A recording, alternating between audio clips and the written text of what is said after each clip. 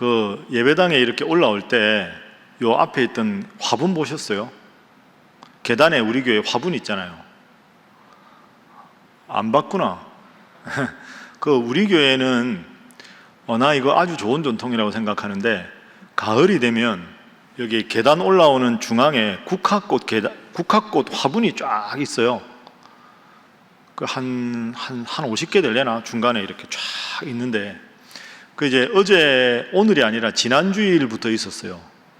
이게 매주 꽃망울을 터뜨리는 게 눈에 보입니다.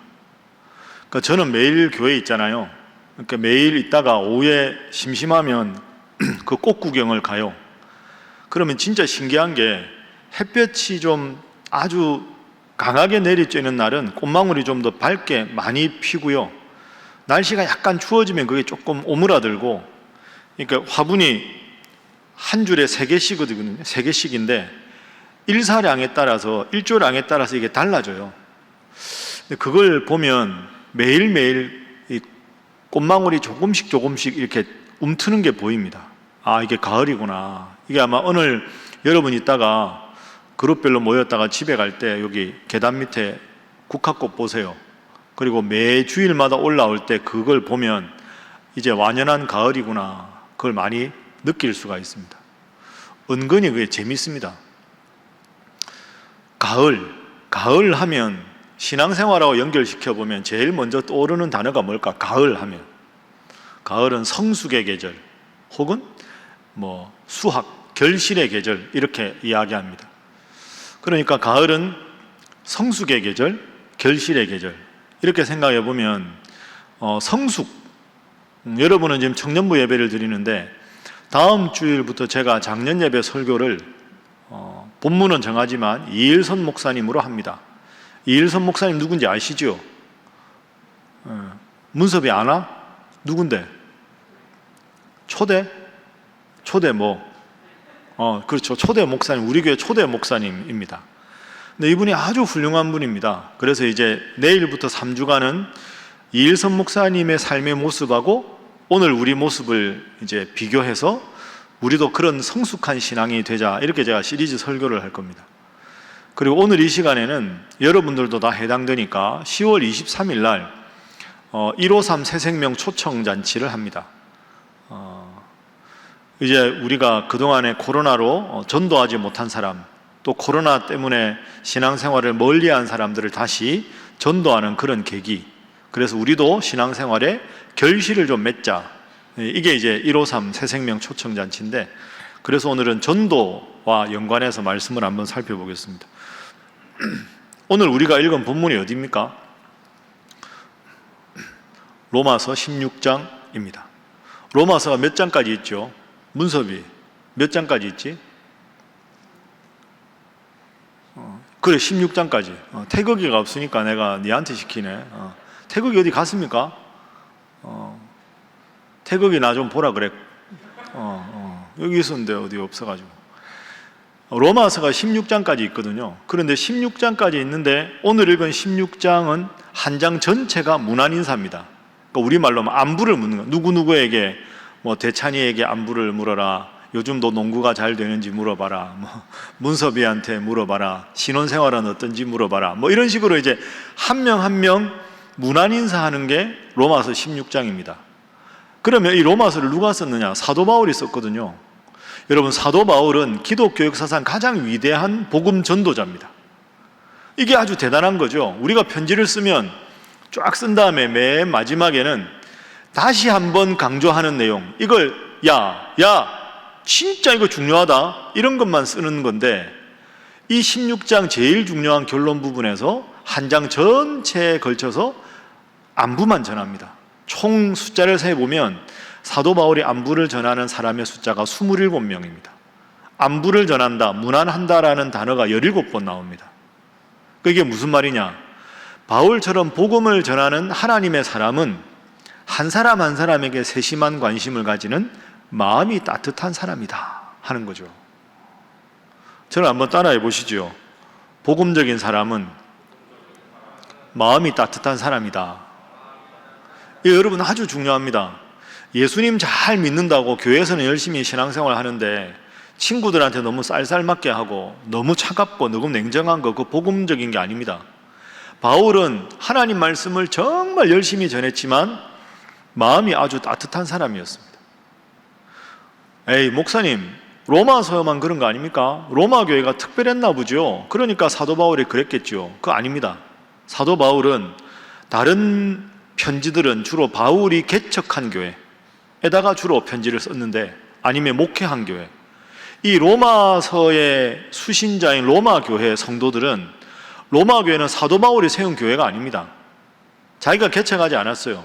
그리고 이 편지를 쓸 때까지 사도 바울이 로마 교회를 한 번도 방문한 적이 없습니다. 그러니까 이게 대단한 거죠.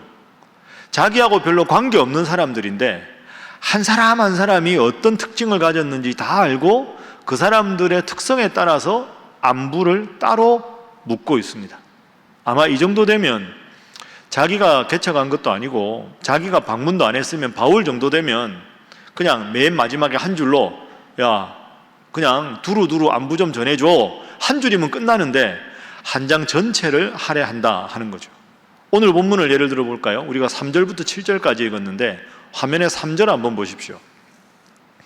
너희는 그리스도 예수 안에서 나의 동역자들인 브리스가와 아굴라에게 문안하라. 브리스가와 아굴라가 어떤 사람이냐? 내 목숨을 위해서 자기들의 목숨도 내놓았다. 야, 저 편지를 받는 브리스가 아굴라가 얼마나 기뻤을까? 쑥스럽지만, 그죠? 와, 바울이 우리를 이렇게 평가하다니. 5절 보십시오. 다른 사람 나옵니다. 에베네도. 에베네도는 아시아에서 그리스도께 처음 익은 열매, 그러니까 아시아에서 예수님을 제일 먼저 믿은 사람이 에베네도다. 그럼 다른 사람 보기에 이런 마음이 들지 않겠습니까? 6절 보십시오. 마리아는 예수님 어머니가 아니라 그 당시 제일 흔한 이름이 마리아였습니다. 아마 로마교회 마리아라는 여성도가 있었겠죠. 정말 수고를 많이 한 분이다. 안부를 여쭈어라. 7절. 안드로니고와 유니아에게 문안하라. 그는 나보다 먼저 그리스도 안에 있었던 자다. 이 말은 바울보다 먼저 예수님을 믿은 사람이다, 이런 뜻입니다. 그러니 3절부터 7절까지 보면 문안 인사가 다 달라요. 한 사람 한 사람에게 관심이 참 많았다 하는 걸 우리가 볼 수 있습니다. 여러분, 이게 참 중요해요. 청년부에서 정말로 하나님을 사랑하는 사람은 어떤 사람이냐? 여러분 지체 한 사람 한 사람에 대해서 관심이 많은 사람. 관심이라는 게 이성의 관심이 아니고요, 어떤 기도 제목이 있는지, 어떤 점을 힘들어 하는지, 지금은 어떤 관심이 있는지 한 사람 한 사람을 잘 아는 것, 이게 진짜 중요합니다. 이건 제 경험인데요, 조익천 목사님이 학교 다닐 때 제 수업을 들었거든요. 그러니까 증인인데, 제가 지금은 교수가 아니라 목사잖아요. 한 학기 강의만 하는데요, 제가 수업할 때 학생들 이름을 다 외웠거든요. 그러면 들어오잖아요. 그때 미안합니다. 야, 익천아, 이리 와봐. 그랬었거든요, 이렇게. 지금은 이제 제가 그러면 큰일 나죠. 조익천 목사님 이렇게 말해야 되잖아요. 그러니까 이름을 불러준다는 건 되게 중요해요, 교수 입장에서. 학생 입장에서, 아니 교수님이 나를 안 해? 이게 중요하거든요. 바울을 생각해 보세요. 한 번도 방문하지 않았고 그 바쁜데 한 사람 한 사람에 대해서 철저하게 따뜻하게 인사한다. 여러분 꼭 기억하십시오. 하나님 잘 믿는 사람은 마음이 따뜻한 사람입니다. 여러분들도 다 힘들고 어려운 시기를 겪고 있지만 서로가 서로를 그렇게 따뜻하게 배려하고 챙겨줄 줄 아는 사람이 있어야 되고, 그래야 청년부가 잘 될 수 있다 하는 거죠. 많이 떨어져 있는 사람도 있지만 옆에 분들, 형제자매 보면서 우리가 이렇게 인사 한번 하겠습니다. 주님 사랑으로 사랑하겠습니다 하겠습니다. 이게 뭡니까 이게? 사랑을 하는지. 다시 하겠습니다. 잘 하겠습니다 하겠습니다. 그게 맞는 겁니다. 두 번째 한번 포인트를 볼까요? 두 번째 포인트는 뭐냐 하면, 바울이 문안을 하는데, 안부를 전하는데 훌륭한 점을 적극적으로 칭찬합니다. 그러니까 안부를 물을 때 문섭이에게 안부를 전하라. 문섭이는 이런 점은 좋지만 이런 점이 좀 안타깝다, 이렇게 하지 않습니다. 좋은 점만 이야기합니다. 한 장 전체가 다 좋은 점입니다. 여러분, 이게 쉽지 않지요. 사도 바울은 지금 최고의 사도 아닙니까? 그러면 야, 어이 로마 교회 이거 훌륭해. 근데 이 점은 고쳐야 돼. 자네는 이 점을 좀 바꿔야 돼. 그럴 법도 하잖아요. 다른 사람이 말하면 기분 나쁜데 바울이 말하면 바울 선생님이니까 이해할 수 있는데도 그렇게 하지 않습니다. 로마 교회가 그러면 진짜 훌륭한 교회였느냐? 로마 교회 성도들은 단점이 없는 사람들만 있었느냐? 그렇지 않습니다. 여러분, 이 로마 교회에다가 바울이 편지를 보낼 때 배경을 제가 잠시 설명을 좀 해드리겠습니다. 사도행전 2장에 보면 오순절 마가의 다락방에 성령이 충만하게 임해요. 그때 각 지방에서 온 사람들이 성령 충만을 받아가지고 방언을 말하거든요. 방언을 막 말하면서 저 사람이 어떻게 저렇게 말을 하지? 놀랬어요. 그 성령 충만을 받은 사람들이 자기 고향으로 돌아갈 거 아닙니까?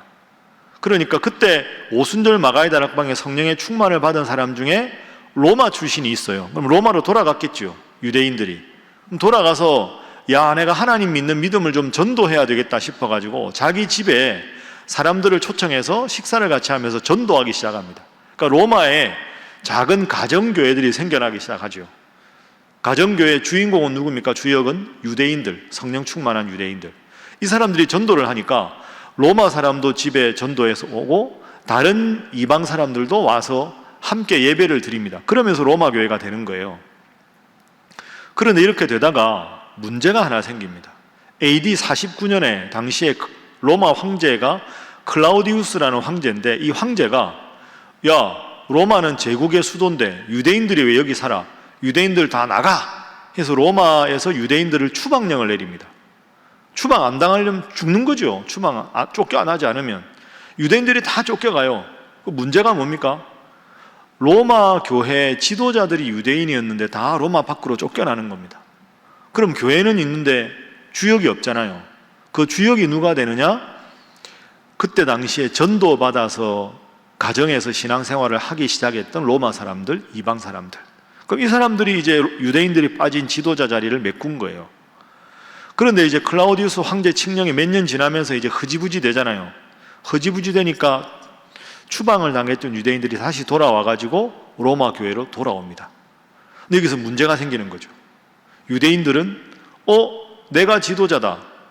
너희들 이제 뒤로 비켜라. 이방 사람들은 아니, 당신 없을 때 우리가 지도자였는데 왜 다시 그렇게 말하느냐 하면서 로마 교회에 다툼이 생깁니다. 갈등이 생겨요. 이런 상황에서 바울이 편지를 씁니다. 근데 바울이 그런 상황이면 하나하나 잘못을 지적할 수 있는데 안 하잖아요. 잘한다. 이분은 이 점에서 훌륭하고 저분은 저 점에서 훌륭하다. 칭찬만 합니다. 여러분, 이걸 잘 이해하십시오. 잘못이 있는데 무조건 덮으라는 게 아닙니다. 잘못은 고쳐야 합니다. 그런데 문제는 잘못을 고치기 전에 마음으로 하나가 되는 게 중요합니다. 지금 교회가 갈등 상황이잖아요. 그럼 갈등을 수습하려면 한 마음이 돼야 되지. 한 마음이 되려면 칭찬해야 됩니다. 격려해야 되는 거죠. 그래서 바울이 지금 나쁜 점, 부족한 점 다 빼고 칭찬만 하는 거죠. 여러분, 젊잖아요. 호응을 안 하는데 젊잖아요. 다. 나는 젊잖아요. 누구? 대찬이. 이 내하고 몇 살 차인데? 그럼. 그런다고 그래 말하면 내가 이상하잖아. 하여튼 여러분, 그 연세 드신 분들이나 좀 나이 있는 분이 여러분에게 조언을 하잖아요. 그러지 마라. 근데 그 조언을 가만히 생각해 보세요. 여러분이 그분을 존경하고 저분 말씀은 내가 따르고 싶다 하고 마음으로 하나가 되면 조언이 감사해요. 그런데 그분은 나하고 마음에 벽이 있어서 마음이 하나가 되지 않으면 조언을 겉으로 듣는 것 같지만 잔소리가 됩니다. 조언과 잔소리의 차이는 마음이 하나 되었을 때는 조언이고요, 같은 말이라도 조언은 마음이 하나 되지 않으면 잔소리입니다. 부모님의 가장 큰 문제가 뭘까요? 옳은 말을 자식들이 아주 기분 나쁘게 하는 게 부모님들의 달란트죠. 이 말 안 하려고 그랬는데 널 위해서 하는 거야 이러고는 막 속을 엄청나게 이렇게 힘들게 만드는 거예요.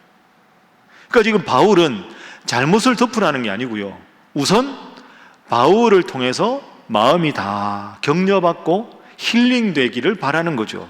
그래서 야 그래 서로의 장점을 보고 잘 해보자. 그래서 마음이 하나 된 다음에라야 서로의 단점을 지적했을 때 상처를 받지 않게 된다. 이게 바울이 말하는 원리입니다. 그래서 여러분도 잘 생각해 보십시오. 청년부 특히 공동체가 깨어질 때 어떤 게 제일 문제인가요? 뒷담화하는 거. 내가 하지 않은 말이 오해가 돼서 거꾸로 내 귀에 들어왔을 때 마음에 상처받거든요. 그러니까 여러분 청년부에 오면 서로 칭찬 많이 해주시고 격려 많이 해주시고 반가워해야 됩니다. 그러니까 교회에 왔는데 아주 인상 쓰고 막 심각하게 이렇게 오지 말고 편안하게 밝게, 그리고 잘 몰라도 서로 먼저 인사하고 서로 밝게 대하고, 그게 청년부가 잘 되는 비결입니다. 그래서 바울의 이런 원리를 여러분 생각해서 앞으로도 사회생활할 때도 항상 나이스하게, 친절하게, 밝게, 환하게 그렇게 대하는 것이 공동체가 잘 되는 지름길이다. 그렇게 꼭 기억을 하십시오. 연습을 한번 해보겠습니다. 연습. 자, 옆에 분들 보면서, 형제 자매 보면서 앞으로 제가 친절하게 대하겠습니다. 인사 한번 하겠습니다. 네. 자, 이번에 이렇게 인사하겠습니다. 이번에는 저를 잘 지켜봐 주십시오 하고 인사하겠습니다. 이게 다시 옆에 보면서 저를 잘 지켜봐 주세요 하겠습니다. 그러니까 청년부 오면 즐거워야 된다니까요. 기뻐야지. 제가 여러분 청년부 설교하러 와가지고 야 자리 이게 뭐야 이게 다 비워가 뒤에 앉아, 야 다 앞으로 와 빠져가지고 이러면 되겠어요? 안 되지. 뒤에 앉아도 그래도 와준 게 감사하고 그래도 앞에 이렇게 앉은 것도 감사하고. 여러분 목사는 여러분들이 있어야 제가 존재하는 겁니다. 그렇죠? 제가 청년부 한 달에 한 번 만나는 게 감사하잖아요. 목사님 설교 이제 너무 나이도 많으시고 우리랑 안 맞아요. 제발 오지 마세요. 고개 끄덕이지 말고. 그러지 얼마나 상처받겠어요. 한 달에 한 번이라도 이렇게 들어주는 게 감사하죠. 여러분이 있어야 목사가 있는 거지, 목사가 있어서 여러분이 있는 게 아니거든요. 마지막 세 번째 한번 정리해 볼까요? 153 새생명 초청잔치가 10월 23일입니다. 이걸 위해서 저도 이제 기도하고 저도 오늘 써냈어요. 전도 대상자 이렇게 써냈는데, 여러분들도 이제 이런 게 필요하겠죠. 10월 23일에 청년부 지체였다가 이제 교회 안 나오는 여러분 주위에 있는 분들 많을 겁니다. 특별히 청년부는 더 많지요. 어떻게 해야 될까요? 오랜만에 그냥 인사해서 너 교회 안 올 거야? 그렇게 하지 마시고요. 여러분 시간 되면 한번 만나세요.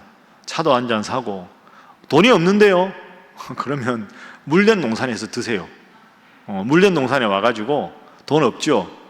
이거 위임 목사님한테 계산서 넣으세요 하고 그냥 드세요. 내가 알아서 할 테니까. 화이팅. 그래 지수한테 이야기 해가지고 내 마음을 강하게 하고 담대히 할 테니까 제 이름 대고 그냥 여러분들끼리 먹는 거 말고 새로 전도할 대상 그냥 제 이름 그거 그냥 알아드세요. 뭐 그 정도야 가능하죠. 그리고 만나면 반갑다고 하고, 너무 처음부터 교회 이야기 하지 말고 어떻게 지내냐 따뜻하게 마음 편하게 그렇게 한 번 만나고 두 번 만나고 기도하고, 그런 게 필요합니다. 우리 교회는 지금 제가 이제 보면 매주 주일날 온 숫자가 있잖아요. 우리 교회가 코로나 이전에 여러분 말고 작년들 기준으로 보면 예배당 출석 인원이 많이 빠졌어요. 그런데 다른 교회하고 비교해 보면 우리 교회는 코로나 이후에 예배당에 오는 분들 숫자가 많아요. 그러니까 다른 교회보다 훨씬 퍼센트가 높아요. 그 하나님께 감사한 일이죠. 그리고 여러분 중에서 오늘 예배당에 오셨지만 예배당에 못 올 때 영상으로 예배드리잖아요. 영상으로 예배드리는 숫자, 그러니까 유튜브, 신일교회 약수동, 그 다음에 우리 교회 홈페이지, 이 조회수 플러스 예배당 예배 참석자 하면 이게 총 합수가 나오겠죠. 이 숫자는 코로나 이전에 우리 교회 출석하는 숫자보다 1000명 이상이 많아요. 그러니까 코로나 이전에 우리 교회 오는 숫자보다 지금 영상 예배, 설교 조회 숫자 플러스 현장 예배당 예배 숫자 하면 1000명 이상 많죠. 그럼 우리 교회 잘 되는 거 아닌가? 겉으로는 그렇게 보이는데요, 저는 그게 아주 심각한 위험이 있다고 생각합니다. 여러분들도 마찬가지입니다. 청년부 원래 오는 숫자보다 예배당 온 숫자 플러스 조회수, 여러분이 저보다 더 잘 알잖아요. 조회수는 함정이 많아요. 잠깐 들어갔다 나와도 조회수에 플러스가 되고요. 그 다음에 우리 교회, 저 같으면 작년으로 생각하면 우리 교회 성도 아닌데 다른 교회 성도 중에 우리 교회 예배나 우리 교회 설교 듣는 분도 있거든요. 그리고 연세 많은 분들 중에 열심히 있는 분은 예배 드리고 영상으로 또 평일날 예배 드리는 분들 있어요. 그럼 그 숫자를 다 합해봐야 얼마나 되겠어요? 그리고 예배당에 꼭 와야 되는데 연세가 많아서 못 오시는 분, 병원에 계신 분, 연세 드신 분 중에 요양원에 계신 분, 혹시 출장 가셨던 분, 이런 분은 예배당에 못 오지요. 그런 분들을 위해서 부득이해서 하는 게 온라인 예배입니다. 그러니까 청년들이랑은 좀 다르죠. 장년들은 예배당에 오는 숫자가 꽤 많기 때문에. 그러니까 다시 말하면 조회수 플러스 예배당 예배 숫자가 많지만 어쩔 수 없이 예배당에 못 와서 예배 드리는 분들하고 다른 교회 성도들하고 예배를 몇 번 드리는 분들을 제외한 분들은 어떤 분들일까요? 예배당에 올 수 있는데 귀찮아, 가기 싫어, 머리 감아야 되잖아, 또 화장도 해야 되고, 귀찮아, 그냥 영상으로 예배 드릴래, 이러는 사람들이 많다는 거죠. 여기에 문제가 있습니다. 예배는 하나님께 드리는 겁니다. 그런데 하나님께 드리는 예배인데 내 편의에 따라서 예배당 예배도 드릴 수 있고 영상 예배를 드릴 수 있다는 기본 전제는 하나님의 영광이 아니라 내 편입니다. 내 생각대로 내가 편한 걸 내가 선택하겠다. 하나님하고 아무 관계가 없어지는 거죠. 그래서 여러분 이 표현을 꼭 기억하십시오. 저를 한번 따라해 보시죠. 따라해 보겠습니다. 예배당 예배가 정답이고 영상 예배는 부득이하는 경우에만. 이렇게 꼭 기본적으로 생각하십시오. 예배당 예배가 정답입니다. 영상 예배는 부득이한 경우. 청년들은 영상을 좀 더 많이 확대할 필요는 있다고 생각합니다. 그러나 여러분 예배당에 오실 수 있으면 예배당에 오는 게 맞습니다. 왜 그런가? 그 이유가 여러 가지가 있을 텐데요, 두 가지만 한번 생각해 보죠. 왜 굳이 예배당에 와서 예배를 드려야 되는가? 나는 영상이 훨씬 편한데. 여러분 친구들한테 우리 청년부 예배 가자 이제. 나는 그냥 영상으로 할래. 왜 영상으로 드리는 것보다 예배당 예배 와야 될까요? 두 가지 이유.